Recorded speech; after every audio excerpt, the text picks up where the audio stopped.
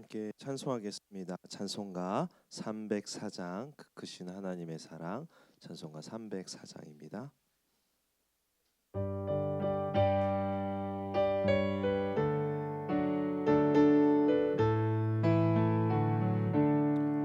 그 크신 하나님의 사랑 말로 나 영영 못하네. 저 높고 높은 별을 넘어 이 낮고 낮은 땅 위에 죄범한 영혼 구하려 그 아들 보내사 화목제물 삼으시고 죄 용서하셨네. 하나님 크신 사랑을 증한다 못하네. 영원히 변치 않는 사랑 성도여 찬양하세. 괴로운 시절 지나가고 땅 위에 여와세할 때 주 믿지 않던 영혼들은 큰 소리 왜 울어도 주 믿는 성도들에게 큰 사랑 베푸사 우리의 죄 사했으니 은혜 있을까. 하나님 크신 사랑은 증량다 못하네. 영원히 변치 않는 사랑 성도여 찬양하세. 하늘을 두루마리 삼고 바다를 먹물 삼아도 한없는 하나님의 사랑 다 기록할 수. 하나님의 크신 사랑 어찌 났을까. 저 하늘 높이 쌓아도 채우지 못하리. 하나님 크신 사랑을 증량다 못하네. 영원히 변치 않는 사랑 성도여 찬양하세. 아멘. 성경 말씀은 고린도전서 13장 8절에서 13절까지 말씀입니다. 시아성경 280면 전후에 있는 고린도전서 13장 8절에서 13절까지 말씀입니다. 고린도전서 13장 8절에서 13절까지 말씀 한 절씩 교독하겠습니다. 사랑은 언제까지나 떨어지지 아니하되 예언도 패하고 방언도 그치고 지식도 패하리라. 온전한 것이 올 때에는 부분적으로 하던 것이 패하리라.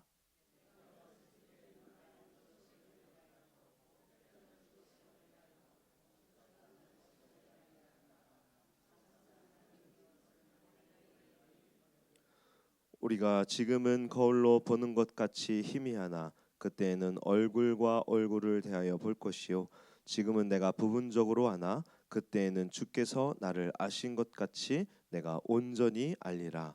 그런즉 믿음, 소망, 사랑 이 세 가지는 항상 있을 것인데 그 중에 제일은 사랑이라. 아멘. 고린도전서 13장은 너무나도 유명한 사랑에 관한 말씀이 기록되어 있죠. 고린도 교회는 성령의 여러 가지 은사를 받았지만 성도들은 자신이 받은 은사만을 최고의 것으로 여기고 또 자랑함으로 이 교회 안에 분열과 혼란을 겪게 되었습니다. 이에 바울 사도는 고린도전서 12장의 모든 은사는 삼위 하나님에게서 온 것이고 또 주님의 몸된 교회의 유익을 위하여 이 은사를 주신 것이라고 말씀합니다. 비록 은사가 다양하지만 바울 사도는 은사에는 우열이 없으며 몸과 지체라는 비유를 통해서 은사의 존재와 기능을 서로 존중하며 하나 된 교회를 위하여 은사가 쓰여져야 됨을 강조합니다. 그리고 바울 사도는 고린도전서 12장 마지막 절인 12장 31절에 이렇게 말씀하는데요. 너희는 더욱 큰 은사를 사모하라. 내가 또한 가장 좋은 길을 너희에게 보이리라. 분명 바울 사도는 고린도전서 12장 안에서 은사의 우열이 절대로 없고 서로 존중하라고 강조했는데 31절에는 더 큰 은사를 사모하라고 말씀하니 굉장히 모순되는 것처럼 보입니다. 바울 사도가 뜻하는 바는 은사의 우열을 가리키는 것이 아니라 고린도 교회 성도들이 은사들을 놓고 우열을 정하는데 바울 사도는 그런 고린도 교회 성도들에게 가장 귀하게 여겨야 하는 은사를 소개하겠다라는 뜻입니다. 그러면서 고린도전서 13장에 무엇을 말씀합니까? 바로 사랑이죠. 즉 바울 사도는 성도가 사모하고 추구해야 할 가장 큰 은사가 사랑이다라고 말씀하는 것입니다. 바울 사도는 고린도전서 13장 1절에서 3절에 아무리 많은 은사를 받았다 할지라도 이 사랑에 기초하지 않는다면 그러한 은사들은 아무 유익이 없는 외적인 거칠애에 불과한 것이라고 말씀하는데요.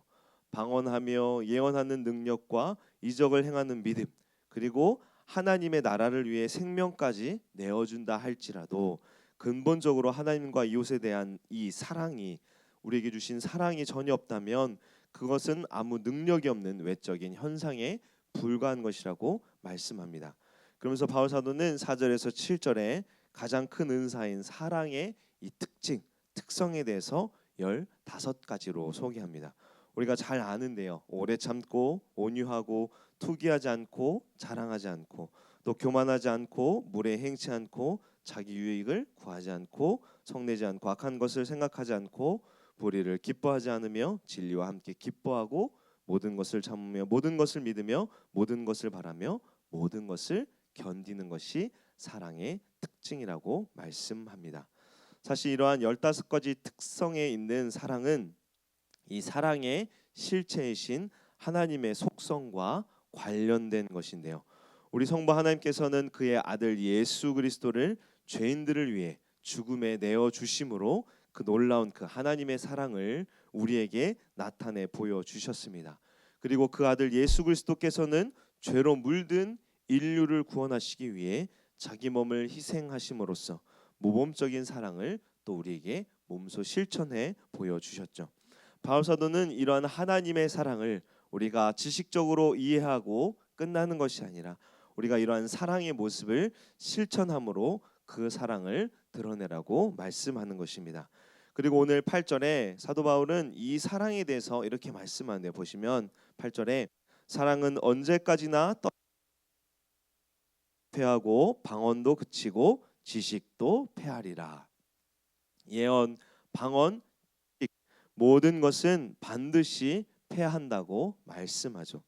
이것이 무슨 뜻인가 하면 계속적으로 있는 것이 아니라 끝이 있어서 더 이상 그 은사가 필요치 않은 때가 온다는 것입니다. 여기서 말씀하는 예언은 고린도전서 14장에서 우리가 이 예언에 대해서 자세히 살펴보겠지만 예언은 하나님의 뜻을 미리 밝혀 알려주는 것과 동시에 이미 우리에게 주어진 말씀을 가르쳐 알게 하는 은사입니다. 특히 고린도전서에서 바울 사도가 말씀하는 예언은 구약의 이 예언과는 다르게 우리에게 주신 이 말씀, 즉 구약의 말씀이죠. 이 말씀을 그리스도로 연결하여 가르쳐 알게 하는 은사로 더 많이 사용하고 있습니다. 곧 성경 말씀에 대해서 그리스도를 통한 설교와 가르침 등이 이에 포함되는데요. 그리고 8절에 말씀하는 방언은 사도행전에 나오는 사도행전에 나오는 방언은 각 민족들이 사용하는 언어인데 비해 고린도전서에서 나오는 방언은 이 사도행전과는 다른 단어로 여기서는 성령의 도움을 입어서 영으로 하나님께 말하는 것입니다. 이 방언 역시 고린도전서 14장에서 더 자세하게 말씀하겠지만 오늘날 이 오수절 순복음 방언과는 다른 것입니다. 왜냐하면 당시 고린도 교회의 방언은 비록 영어로 하는 말이지만 기도였고 또 문장이었으며 여기 안에 감사와 찬양을 표현하는 것이었습니다. 그러나 현대의 방언은 이와 다르게 여러분 문장도 아니고 또 반복되는 이상한 단어들로 조합되어 있는데요. 그렇기에 우리가 현대의 방언에 대해서 우리가 경계하고 잘 분별해야 될 것입니다. 그리고 8절의 지식은 하나님에 대한 지식인데요. 이는 말씀을 통해 깨닫는 이 하나님에 대한 지식입니다. 여기서는 12장의 말씀처럼 하나님을 바르게 깨닫도록 지식을 전하는 교사들에게 주어진 은사입니다. 바울 사도는 8절에 이 성령의 은사, 곧 예언과 방언과 지식은 반드시 폐하여진다고 말씀합니다. 그러나 사랑은 어떻습니까? 8절에 다시 보시면 노란색 부분에 사랑은 언제까지나 떨어지지 아니한다라고 말씀하죠. 사랑은 영원하다라는 것입니다. 이것에 대해서 바울 사도가 9절 10절에 이렇게 말씀하는데요. 9절 10절 우리 두 절 말씀을 우리 함께 읽겠습니다. 우리는 부분적으로 알고 부분적으로 예언하니 온전한 것이 올 때에는 부분적으로 하던 것이 패하리라. 하나님께서 교회를 세우시고 복음으로 많은 사람들을 구원하시기 위하여 성령의 다양한 은사들을 허락하셨습니다. 그러나 그러한 은사들이 완전한 것은 아니에요. 왜냐하면 몸된 교회를 세우기 위하여 다양한 사람들에게 다양한 은사를 주셨고 이를 통해 주님의 몸된 이 교회를 세우도록 하셨기에 우리에게 허락하신 은사들은요 언제든지 나타날 수도 있고 또 사라질 수도 있는 것입니다. 그리고 그러한 은사를 통해 결국 누구를 바라보게 하는가 하면 예수 그리스도를 바라보게 합니다. 예수 그리스도를 바라보게 하고 그 은혜를 의지하게 하는 것이 성령의 은사의 역할인 것입니다. 그리고 그리스도와 하나님에 대한 지식이 비록 우리에게 전해진 성경으로 우리가 밝게 알 수 있지만 하나님과 그 아들 예수 그리스도 그리고 각 사람에게 임하신 성령을 우리가 완전히 이해하지는 못합니다. 부분적으로 즉 우리에게 주어진 이 말씀을 통해 이 말씀만큼만 우리가 이해하고 알죠. 그 누구도 이 성경을 넘어서서 하나님을 알 수 없습니다. 그렇기에 하나님께서 우리에게 주신 이 지식이 완전한 지식은 아니에요. 그러나 이러한 모든 것이 주님께서 다시 오실 때 어떻게 될까요? 10절에 다시 보시면 온전한 것이 올 때에는 부분적으로 하던 것이 패하리라 라고 말씀합니다.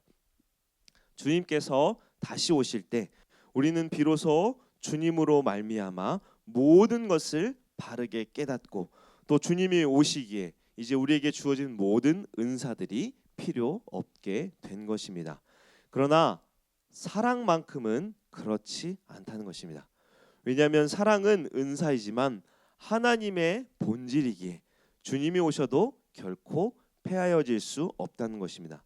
요한일서 4장 8절에 보시면 사랑하지 아니하는 자는 하나님을 알지 못하나니 이는 하나님은 사랑이심이라 라고 말씀하죠. 하나님이 무엇이라고 말씀합니까? 사랑이심이라 라고 말씀합니다.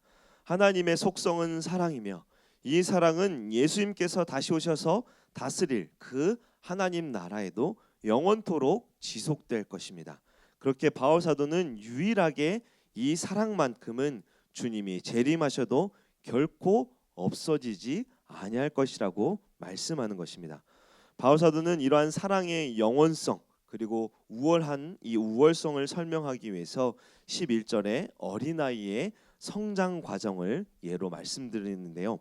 11절에 보시면 내가 어렸을 때에는 말하는 것이 어린아이와 같고 깨닫는 것이 어린아이와 같고 생각하는 것이 어린아이와 같다가 장성한 사람이 되어서는 어린아이의 일을 버렸노라. 바울 사도가 중요하게 여기는 것이 이 11절에 무엇이냐 하면 어린아이가 장성한 사람이 되어서 어린아이의 일을 버렸다는 것입니다. 여기 계신 여러분 모두는 장성한 어른들이죠. 우리가 지금 어렸을 때를 돌이켜보면 어떻습니까? 그 당시에 중요하게 여겼던 것들, 그 당시 고민했던 것들이 지금은 전혀 그렇지 않죠. 중요하게 여기는 것들, 고민의 수준이 전혀 달라지는 것입니다. 이처럼 우리가 분명 장성한 사람이 될 것이고 그때 우리는 지금하고 다르게 될 것이라고 말씀하는 것입니다. 장차 주님이 오시면 우리의 지식, 우리의 모든 것들이 완전하게 될 것입니다.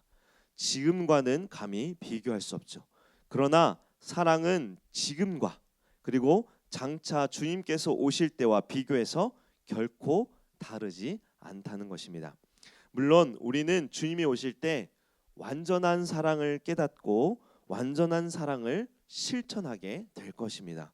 그러나 지금 우리에게 은사로 주어진 모든 것들은 그때 어떻게 된다고 합니까? 다 사라지고 없어집니다. 필요가 없는 거예요. 그러나 사랑만큼은 더 완전하게 깨닫고 더 완전한 사랑을 실천하게 될 것입니다. 12절에도 바울 사도는 11절과 똑같이 현재와 장차 주님께서 오실 때를 대조해서 말씀하는데요. 12절 말씀을 보시면 우리가 지금은 거울로 보는 것 같이 희미하나 그때는 얼굴을 대하여 볼 것이요 지금은 내가 부분적으로 하나 그때에는 주께서 나를 아신 것 같이 내가 온전히 알리라. 주님이 재림하실 때와 비교하여 지금은 앞에서 말씀드린 것 같이 우리는 완전하지 않습니다. 우리가 비록 구원받았어도 우리는 여전히 썩어질 육체로 인하여 죄의 유혹에 넘어질 때도 있고 또 하나님에 대해서 제가 앞에서 말씀드린 것처럼 우리에게 주어진 이 성경 말씀만큼만 하나님을 이해하고 알죠. 이것을 바울 사도는 지금은 거울로 보는 것 같이 희미하다라고 말씀한대요. 지금 우리가 사는 세상은요, 이 거울은 매우 선명하게 잘 보이지만 당시 거울은 청동을 이렇게 광을 내 가지고 만든 거울이기에 선명하지가 않았습니다. 그래서 잘 보이지 않죠. 바울 사도는 이것을 비유한 것인데요. 청동 거울로 보는 것처럼 희미하게 보이는 것이 아니라 어떻습니까? 지금 희미하게 보이는 것이 지금 우리가 사는 시대이지만 주님이 다시 오실 때는 어떻습니까? 얼굴과 얼굴을 대하여 보는 것처럼 완전하게 주님을 알고 깨닫게 된다는 것입니다. 완전한 지식이 주어지기에 우리는 모든 궁금증은 물론이고 하나님의 모든 뜻을 바르게 깨닫게 될 것입니다. 그리고 구원의 바른 삶을 온전히 살아가게 되는 것입니다. 여러분 바울 사도는 지금 13장에서요.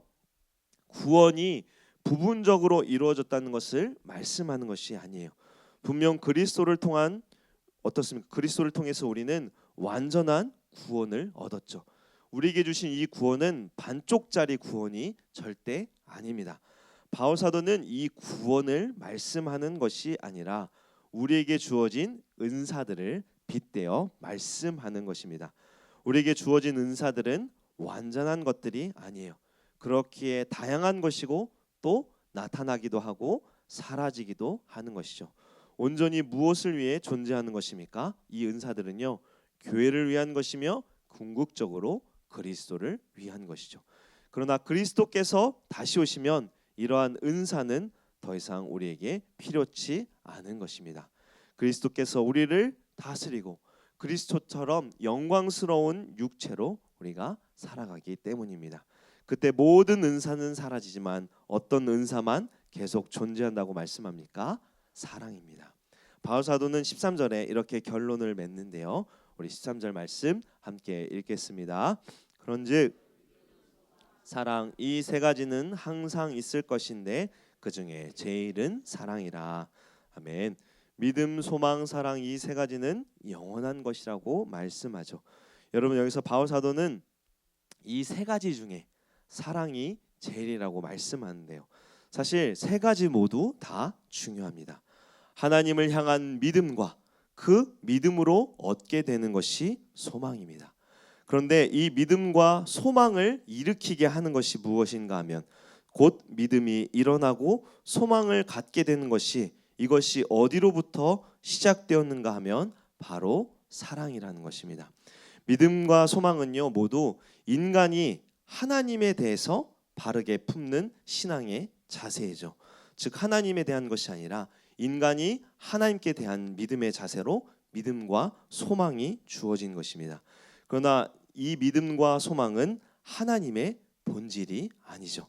오직 사랑만이 하나님의 성품이며 이 사랑으로부터 우리의 믿음이 발생하였고 이 믿음을 통해 소망을 가지게 되었기에 바울 사도는 믿음, 소망, 사랑 이것이 영원토록 있겠지만 제일이 사랑이라고 말씀하는 것입니다. 우리는 바울 사도가 말씀한 것처럼 가장 큰 은사인 사랑을 세상 가운데 드러내는 자들이 되어야 합니다. 여러분 세상이 말하는 사랑은 기브 앤 테이크 주고받는 사랑이죠. 그런 사랑이 아니라 우리를 위하여 자기를 내어주신 하나님의 사랑을 우리는 세상에서 실천하는 자들이 되어야 합니다. 이를 위하여 주님께서는 십자가 대속을 이루셨고 정하신 때에 우리를 구원의 자리로 부르신 것입니다. 우리로 이 사랑을 실천하도록 하시기 위해서 우리를 구원하시고 우리를 부르신 것이죠. 오직 세상에서 그렇기에 이 사랑을 오직 구원받은 우리들만 드러낼 수 있는 것입니다. 그렇게 힘써 주님의 자기 희생적 사랑 곧 서로 종노릇하며 섬기는 사랑을 세상 가운데 실천함으로 주님께 온전히 영광 돌리는 우리 모두 되기를 주님의 이름으로 축원합니다. 함께 기도하겠습니다.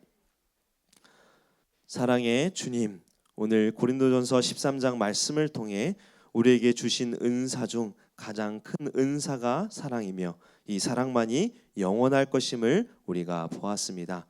우리를 위하여 자기 아들을 내어주신 하나님의 놀라운 사랑, 그리고 우리를 위하여 기꺼이 십자가에서 자기의 목숨을 내어주신 예수님의 사랑을 우리가 감사하며 구원의 은혜와 사랑을 세상에서 온전히 드러내는 우리 모두 되게 하여 주시옵소서.